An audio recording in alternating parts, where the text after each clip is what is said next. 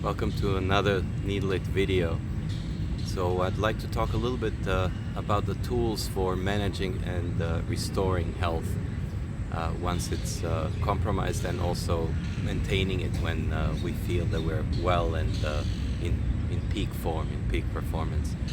A thing to mention first is if you want to talk about restoring, managing, and maintaining health, what is health? How do we define health?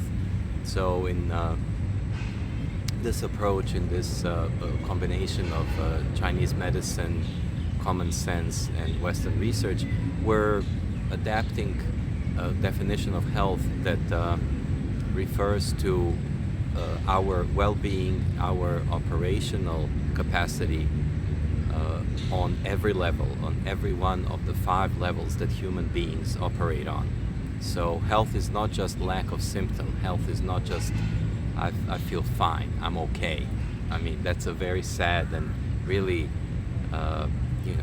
just a very compromised view of looking at health. Health is being connected, being compassionate, being engaged, experiencing joy, experiencing bliss regularly. That is health. So health is well-being on 5 levels: on physical, emotional, intellectual, spiritual, and sexual level. So there's a little fly going around. So again, health is on all 5 levels. 5 levels are physical, intellectual, emotional, spiritual, and sexual level. So all humans operate on these 5 levels. There's no exception there. I mean, that's very easy to agree on. So health is not just, oh, I feel no pain, or health is not just, I'm feeling sad today, so maybe, I'm not 100%. It's much more than that. And we all remember this. We all have had some moment in life where we felt blissful, where we felt like we would just run out on the street and hug every person we see. Health is that connection, that belonging, that being integrated with the world, as opposed to living in a bubble like many of us live nowadays. And this has direct consequences on our physical health as well. But like I said, health is much more than just physical well-being. The reason why we accept lesser definitions of health is a combination of things. We normalize that may be our greatest strength as species and our greatest weakness. We're so adaptable, we're so plastic. You can just put me on the North Pole and in a month I'll be fine. I'll just be like, yeah, it's just always cold. So normalizing things is one of the problems. But it goes further than that. We're not educated, we're not informed, we're not challenged, we're not even confronted with like basic questions of what is health and how do we feel, and how well are we being. So looking at tools for restoring health, we should be looking for something that gives us access to all 5 levels, and that's a problem. There is actually nothing like Chinese medicine. We don't know about it. We know very little about it. We know that the main tools of it are the acupuncture and herbal medicine, but there are another 3 tools that I'll talk about later. So Chinese medicine has five main tools, and we are just, it's just so weird in the West when we're just not familiar enough to even start asking questions about it. But Chinese medicine, unlike Western medicine, unlike other forms of healing, offers actually protocols, offers specific methods for addressing all, there's a fly here, addressing all possible complaints with human health. So all breakdowns, all issues, all challenges on all 5 levels, again, physical, emotional, intellectual, spiritual, and sexual. So no other healing method comes close to this level of holistic approach of being holistic. So this is why Chinese medicine should be on top of our list when thinking about how can I do better than this? How can I feel better, operate better, integrate better, and really feel like I'm living fully. I'm fully alive. Um, another tool in this cabinet. So there are three of them. The first one, the most important one, is really Chinese medicine, and specifically I use acupuncture as the specific tool, not Chinese herbal medicine, not other tools of the Chinese medicine cabinet, but acupuncture, number one. Number two is common sense and the human condition theory, which is a very simple tool but very, very powerful. We live in time of a lot of confusion, a lot of hacks, a lot of new ideas, new methods, new approaches to living and lifestyle, and so many of them are, dubious at best.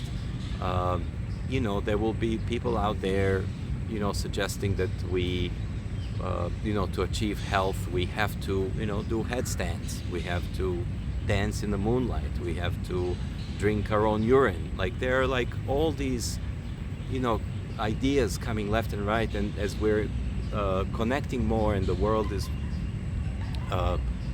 being, shrunken by internet and access to information, we're seeing more and more of these ideas, and a lot of times it's like, well, why not? It sounds like it could be a good thing, but the reality is we have a tried and true, we have a real record, real success story, amazing success story of this species overtaking everybody else, being far, far, far more successful than any other species in history of this planet. And how did we do this? What did we do over eons, over millennia, across races, across cultures, and across time? So those are the three questions. So the human condition theory, super simple. It just says we should be matching, we should be adopting and practicing things that humans did over a long period of time, across races, across cultures. So this is a very powerful tool, much more so than it appears at first, because it cuts down a lot of nonsense. It literally, just ask yourself, is this what humans did? Is whatever I'm trying to do right now, is this what human species adopted as a successful tool in their evolution? So of course, if there are things that every culture, every race across time used to do and still does, many examples are there of, breakfast is one of them. Every culture eats breakfast. I mean, there's just like, it's so simple. We have records of humans sleeping 8 hours a night for, hundreds of years. So why is this so difficult to understand? It's like, yeah, that's all I need to know. Is this what humans did? That's what I need to do. So very simple, very straightforward. Yes, there will be some new hacks, there will be some new inventions, but we have no track record. Do you really want to be the guinea pig? Do you want to be the one experimenting with this new thing when you know what people did over time, many, many centuries, and we see examples of them living long, successful lives, disease-free lives for 100 years at a time.